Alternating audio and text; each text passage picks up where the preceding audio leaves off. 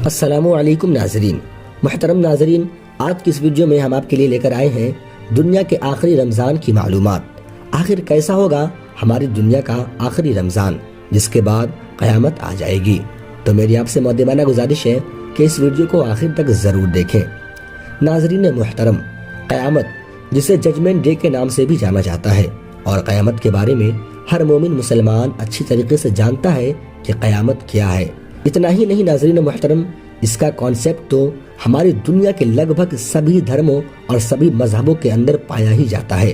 سبھی مذہبوں میں یہ تو بتایا ہی گیا ہے کہ ایک نہ ایک دن دنیا ختم ہونا ہے، دنیا کا ایک نہ ایک دن انت ہونا ہی ہے۔ ہر مذہب، ہر دھرم کا یہ ماننا ہے کہ ہماری دنیا جو کہ سینکڑوں، ہزاروں، لگ بھگ لاکھوں سال پہلے شروع ہوئی ہے، اس کو ایک نہ ایک دن ضرور ختم ہونا ہے۔ اور اب تو دھرموں اور مذہبوں کے ساتھ ساتھ ہماری دنیا کے جو سائنٹسٹ ہیں وہ بھی اس بات کو مان چکے ہیں کہ ہماری جو دنیا ہے وہ ایک نہ ایک دن ختم ہو کر رہے گی۔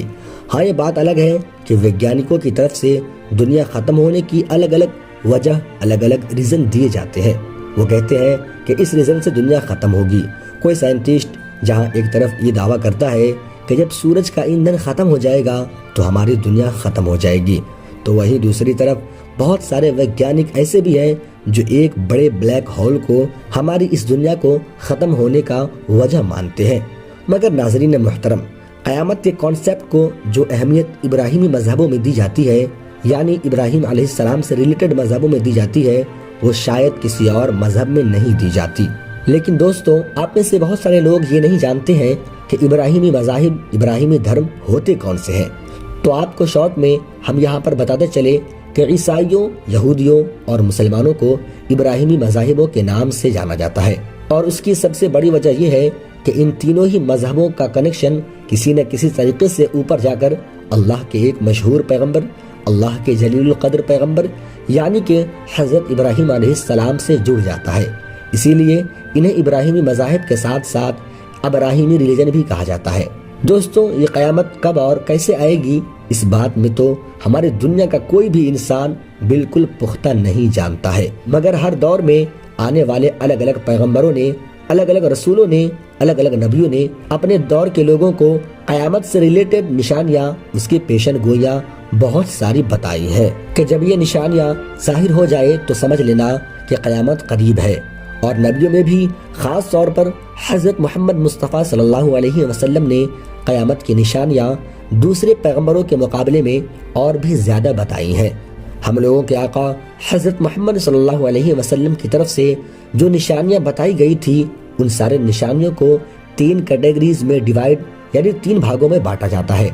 پہلے کیٹیگری کو علامات بعیدہ کے نام سے جانا جاتا ہے، یعنی قیامت کی وہ نشانیاں جو قیامت سے بہت پہلے ہی ظاہر ہو جائیں گی،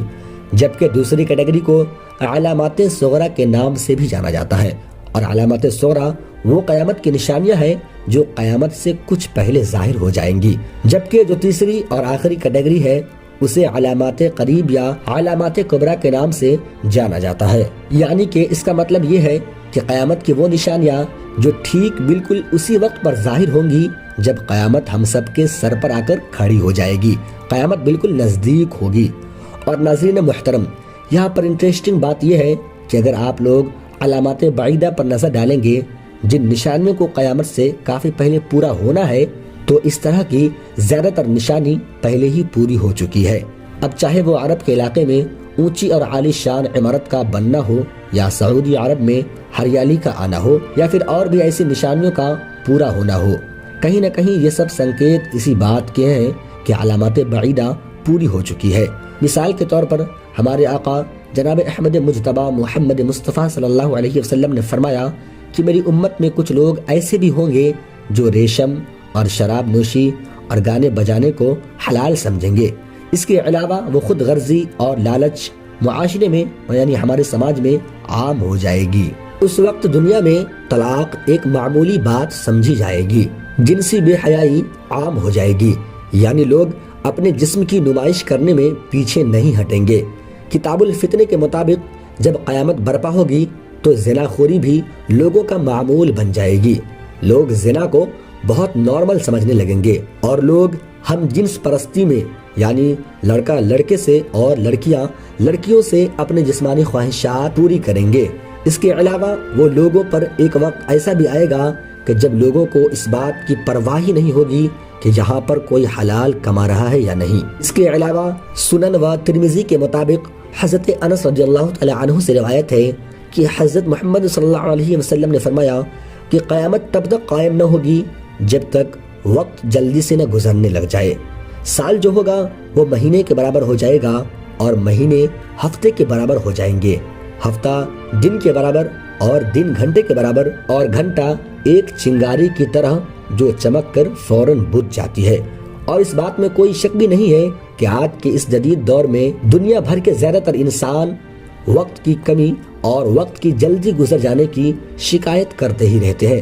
آپ نے بھی دیکھا ہوگا کہ ہفتے ایسے گزر رہے ہیں مانو جیسے دن گزر رہے ہیں، مہینوں ایسے گزر جاتے ہیں کہ لگتا ہے کہ ہفتے گزرے ہیں، جو اس بات کی طرف اشارہ ہے شاید قیامت کی یہ نشانی بھی پوری ہو چکی ہے۔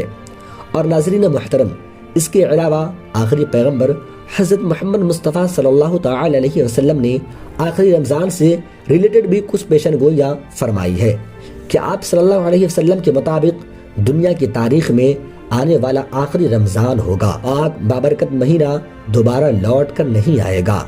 رمضان کے ایک سال کے اندر ہی یہ زمین اور زمین پر بسنے والے تمام مخلوق کو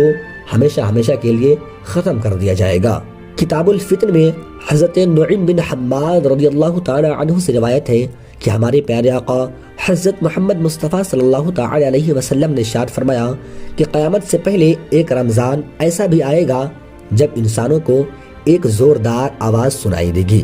یہ آواز اتنی زیادہ خوفناک ہوگی کہ انسانوں کے ساتھ ساتھ زمین پر بسنے والی سبھی مخلوقات پوری طریقے سے سہم جائیں گی، ڈر جائیں گی، اور سب کے سب اس کھوج میں پڑ جائیں گی کہ آخر کار یہ آواز کیسی تھی اور یہ آواز آئی تھی تو کہاں سے آئی تھی۔ مگر کوئی بھی لاکھ کوششیں کرنے کے بعد بھی ہرگز نہیں کھوج پائے گا کہ آخر کار یہ آواز آئی کہاں سے تھی۔ آگے پھر حضرت محمد صلی اللہ علیہ وسلم نے ارشاد فرمایا کہ سن لو، جس رمضان میں بھی ایسی آواز سنائی دے کہ جس کی کھوج نہ لگائی جا سکے تو اس کے بعد پھر ایک سال کا رزق اپنے گھروں میں جمع کر لینا، کیونکہ اس کے بعد رزق اٹھا لیا جائے گا اور لوگ بھوکے رہیں گے۔ اللہ اکبر۔ ناظرین محترم، یہ ہوگا قیامت سے پہلے کا آخری رمضان، دنیا کا آخری رمضان ایسا ہی ہوگا۔ اللہ سے یہی دعا ہے کہ اللہ پاک ہمیں شیطان کے وسوسوں سے محفوظ رکھے اور اپنے رضا کے مطابق چلنے کی توفیق و رفیق عطا فرمائے، آمین ثم آمین۔ پیارے دوستوں، یہ ویڈیو کیسی لگی ہو ہمیں کمنٹ میں ضرور بتائیں، اور اگر اچھی لگی ہو تو اپنے دوستوں میں شیئر بھی کریں، اور ہمارے چینل اطہر امام آفیشیل کو سبسکرائب کرنا